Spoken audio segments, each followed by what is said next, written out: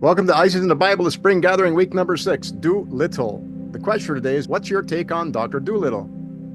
We went around the room and had awesome responses, and many people brought up that do little and just sit still and let them communicate with you, which is absolutely beautiful.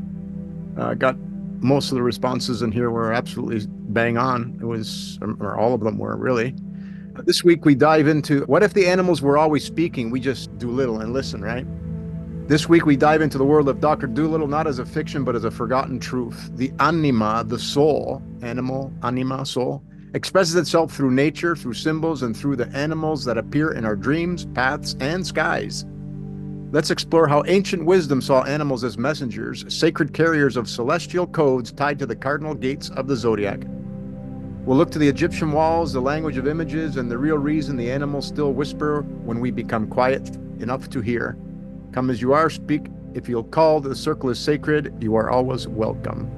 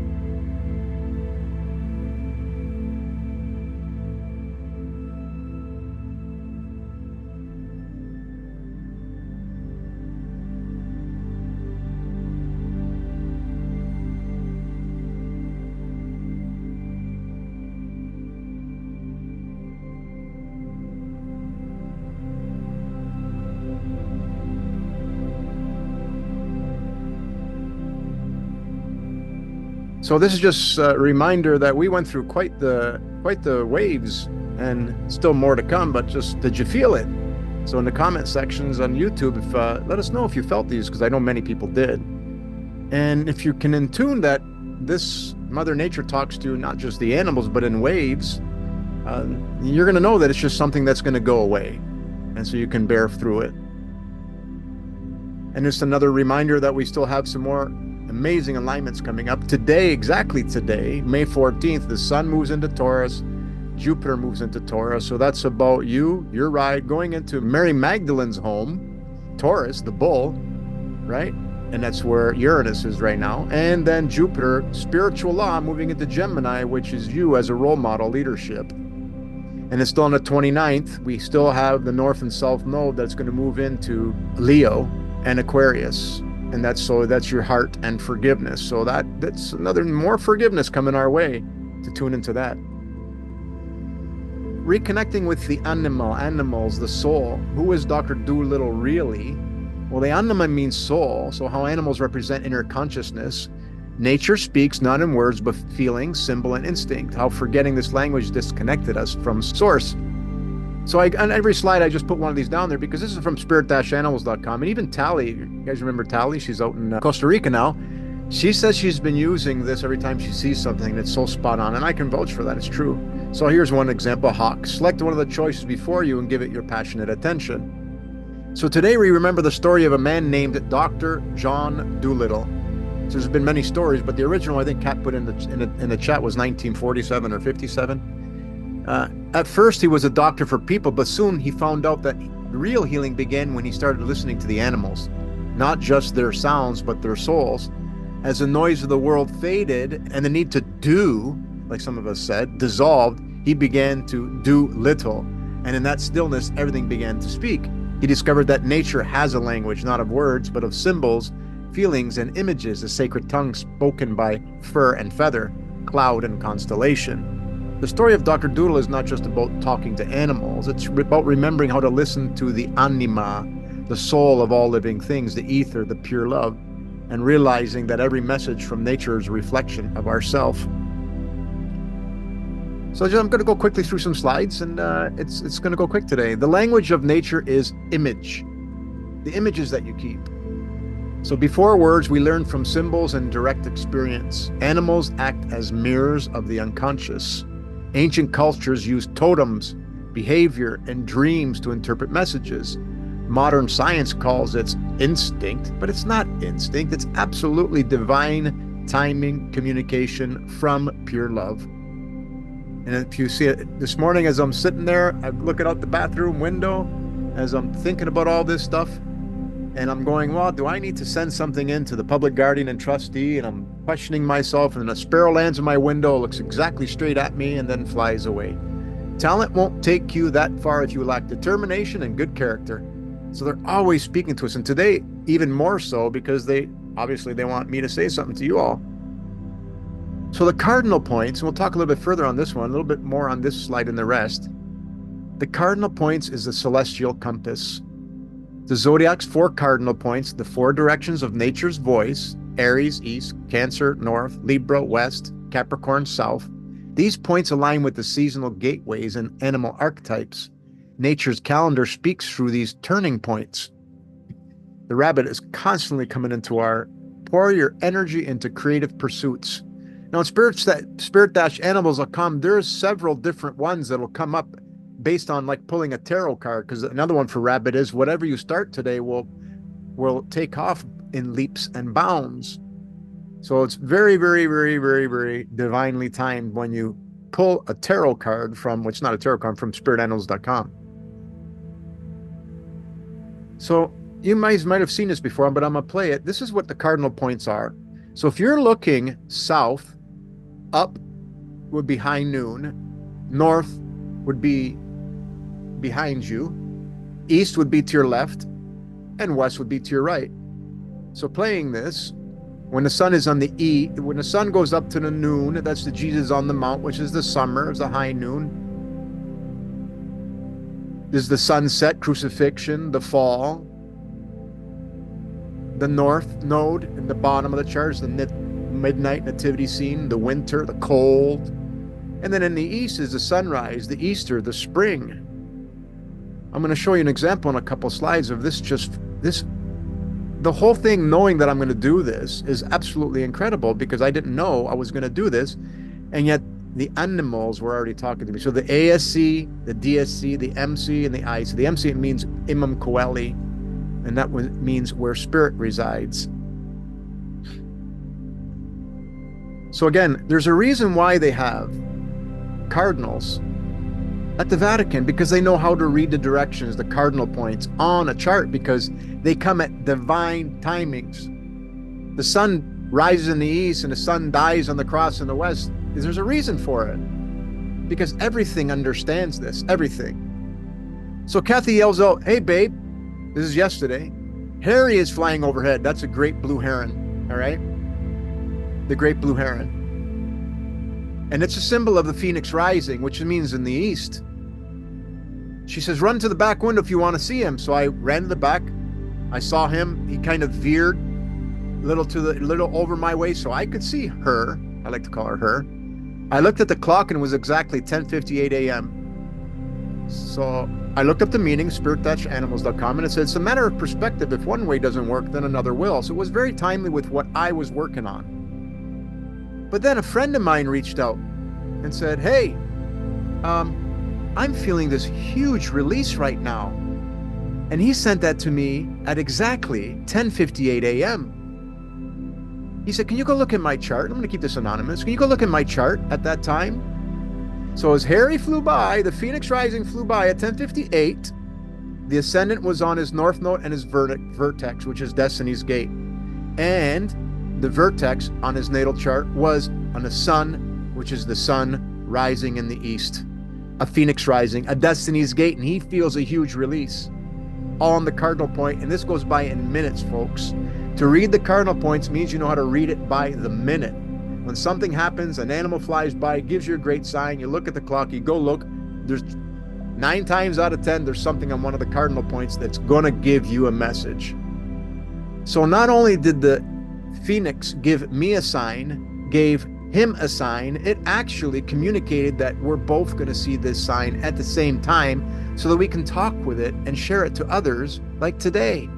This is the cardinal points.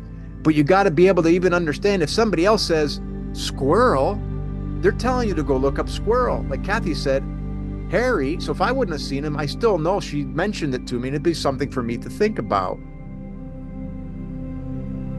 Animals speak through us through astrology. Each zodiac sign has an animal messenger. The crab for Cancer, the ram for Aries, Leo the lion, on and on and on. So it's all about understanding what these essences are. So you are it. I am the zodiac. I am these essences. You got to learn to understand them if you want to understand how to do astrology. Because it's not what the mainstream says. I am money. No, there's none of that. You got to throw that away. Some of it matches, but a lot of it doesn't. You got to understand. When the animals come and show you what these essences are, then you know you've got it. So dreams or sightings of animals, messages tied to these signs, speech bubbles, which I call the clouds, symbolic downloads from the firmament. Images are not decorations, they're encoded directions. The cardinal often sends, you will have what you need in the precise moment you need it, not a moment before, not a moment after. I've had beautiful, absolute beautiful clouds in the shape of zodiac. On a full moon, I've had them all go by the full moon. Every zodiac sign went by in the shape of a cloud, telling me you need to learn astrology. And I've been driving and I've seen a beautiful line in the sky. So I take a picture so I have a time of it and the direction. And guess who was behind the lion? Leo. So we didn't make these up. These essences show through a vibration like crop circles in the sky. So as I'm looking for the picture of the grackle on our side view mirror, the grackle lands in my tree and wipes his beak. And at that time, 10 a.m. exactly, look who's on the cardinal point. So exactly at 10 a.m. today, while I'm doing this, the grackle says, oh, you're going to look for a grackle? Here. This is an old picture, but it's basically the same spot looking out my window. And look who's on the midheaven. Saturn, Father Time, and Ceres. And Ceres is about relationships. So today is about the relationship with all animals, all insects, all beings. So it's important that we know. And I was doing a sister's chart, and they start rubbing their beak on the branch. That means something.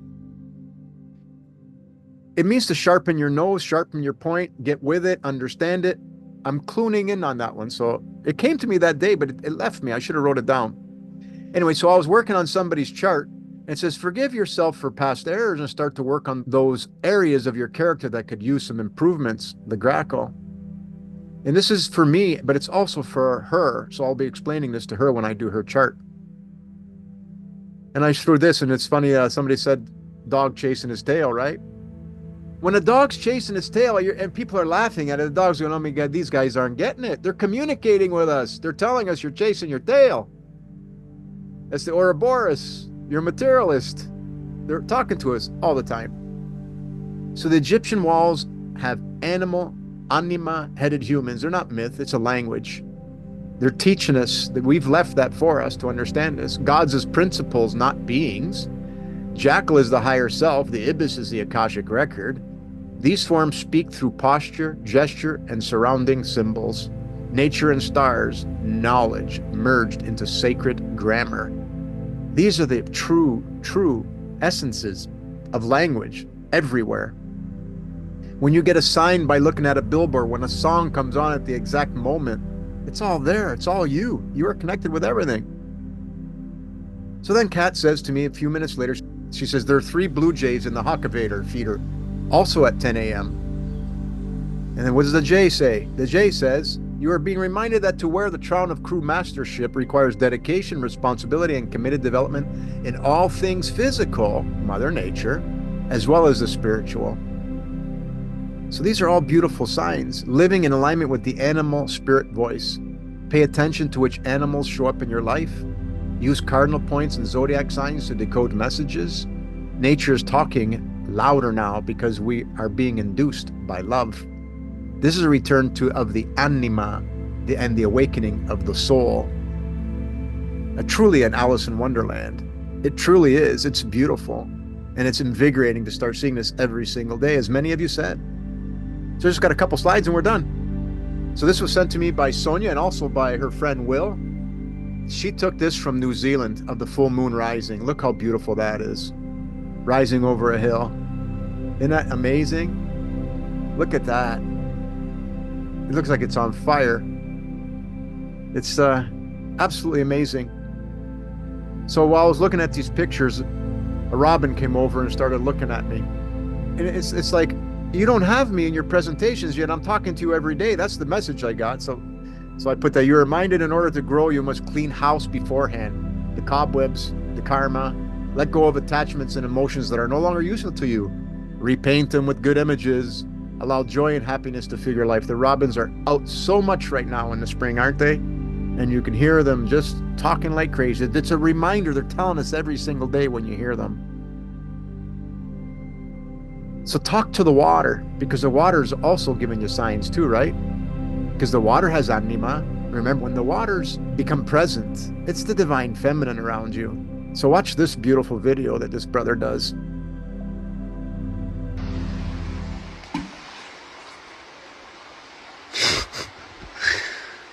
Oh. Oh, what? Oh, bro. That's Wow.